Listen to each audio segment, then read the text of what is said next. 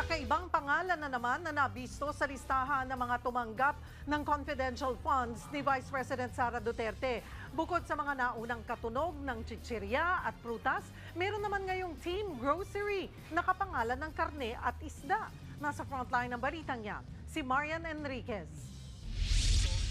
Bukod kina Mary Grace Piatos, Miggy Mango, Jay Camote at Xiaome Ocho, merong dagdag na pangalang inilabas na umano'y nakatanggap ng confidential funds mula sa opisina ni Vice President Sara Duterte. Sina Beverly Claire Pampano, Miko Harina, Patty Ting, Ralph Joseph Bacon at Sala Kasim.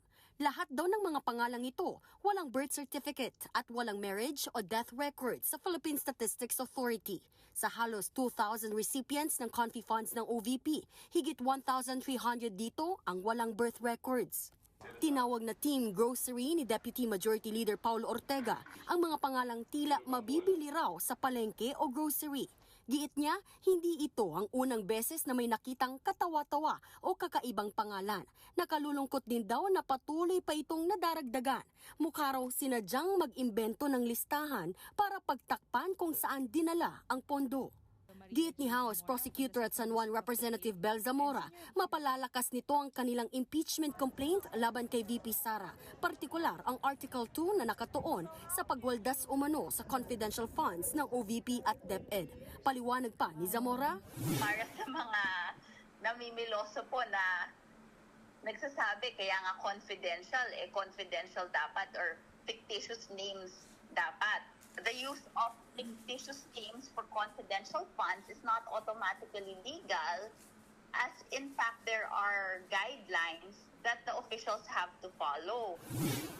Tuloy-tuloy naman ang paghahanda ng prosecution para sa impeachment trial. Katunayan, nagsagawa na sila ng mock trial para sa paglilitis na inaasahang sisimulan sa July 30. Pati ang Malacanang nagtataka sa mga bagong pangalan sa confidential funds ni VP Sara.